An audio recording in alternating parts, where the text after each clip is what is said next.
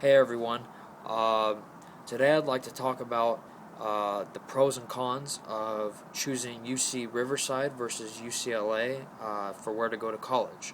So, if you have gotten into both colleges, congratulations. That's a really big accomplishment.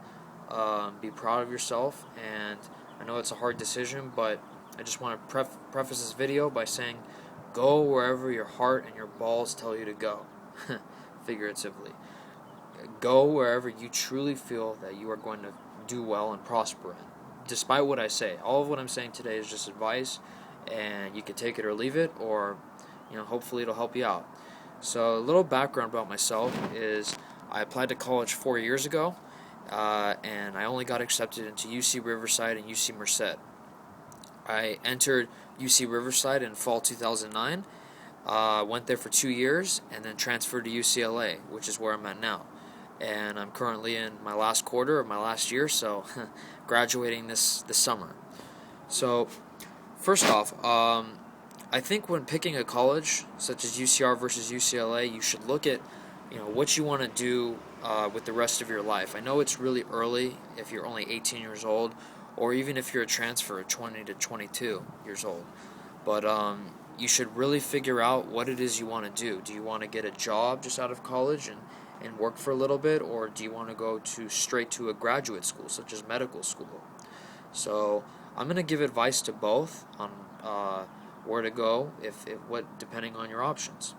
So I'm going to start with the pro of UCLA, and the major pro that UCLA has, its main advantage, is that it has worldwide brand recognition.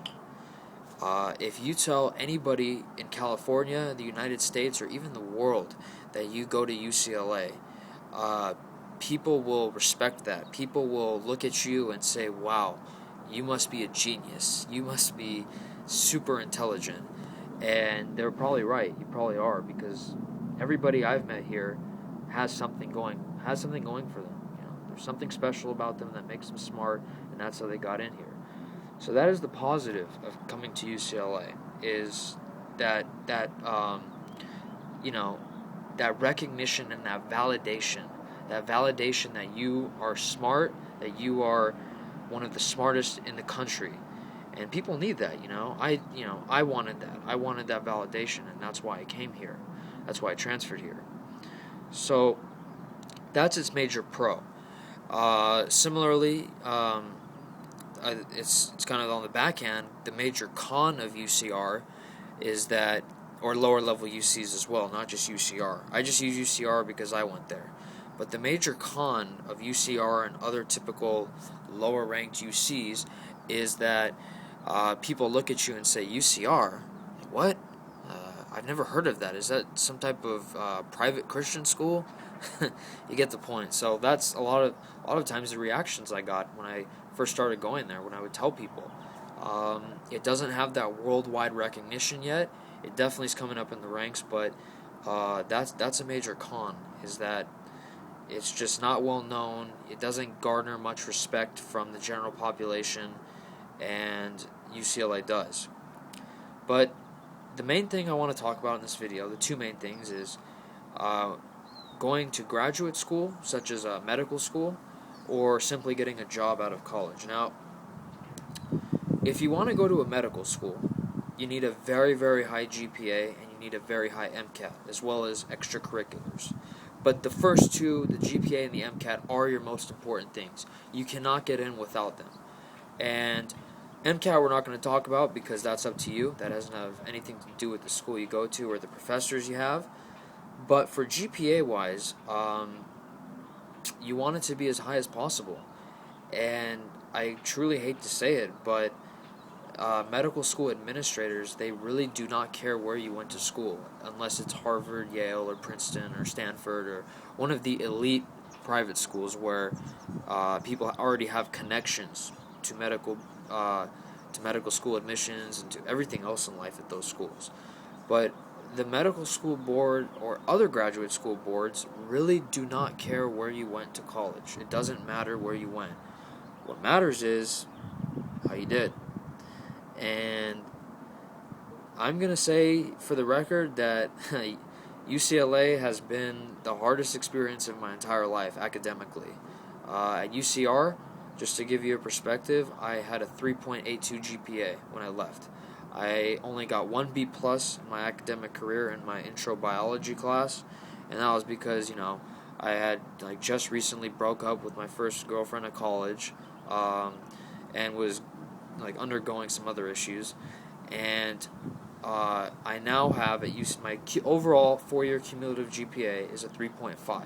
So you could do the math. 3.82 to 3.5, you could figure out what I got at UCLA to lower it. And that's with studying every day, all the time. It's a very hard school.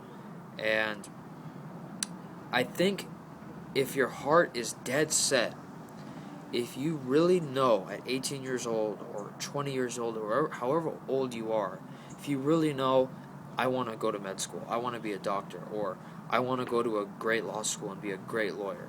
If you already know these things and you don't want to waste time, doing things that detract you from that goal, that mission, then you want to get the best GPA you possibly can.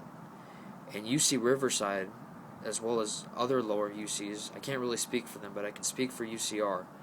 UC Riverside will allow you to get that GPA. It will foster your goals to go to medical school. So, not to say UCLA won't, because there are people at UCLA who do extremely well and go to great medical schools, but in order to be one of those people, from my experience, you need to be 100% dedicated to your studies at UCLA. That has to be your life. You have to really, really, really want to learn everything that's taught. And a lot of times, if you want to be a doctor, some of the stuff you learn, it doesn't, you're not going to use it in the future. But at UCR, not to say you're not learning, but it's a place where good grades can be had. UCLA takes a lot of work to get those straight A's that you need.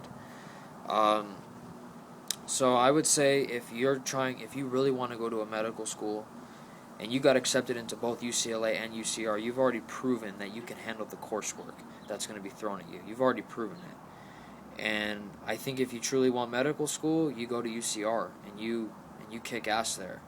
And I know plenty of people who did that, who I met my first 2 years there, and they're going to great medical schools right now. They're going to UC San Francisco. They're going to UCLA. They're going to Stanford Medical School. So that's my opinion. And the other topic I want to talk about is if you just want to get a job out of college, just want a normal job that just pays the bills, and no graduate degree, just a job. In that case, employers are a little bit more keen onto how hard the schools that you come out of are, because UCLA will give you the rigorous education. It will teach you what your major is. You will learn. You will be the best in your field at whatever you study if you come here. So employers are going to look at your grades and give you a little bit of leeway if you go to UCLA, in my opinion. There's always a certain limit to where that won't work. But I think if you just want a job out of college, UCLA will be a good bet. Not to say UCR would not guarantee you a job, but I think UCLA would have the advantage in that regard. And the last thing I want to talk about is the so-called college experience. UCLA has UCR beat hands down. I hate to say it. Sorry, UCR, but it does. The fraternity life here at UCLA is amazing. The quality of the people you'll meet is, it's just people have a little bit of quirkiness about them at UCLA that's sort of rememberable. And, it's a great place to foster your intellectual interest, but it probably will cost you your GPA. I hate to break it to you. But partying every Thursday night with the frats and sororities, and every Friday night, the kids, I'm not going to say who particularly, but I think you all know who. The kids who are getting the straight A's here aren't doing that. They're not partying. So that's about that for the video, guys. And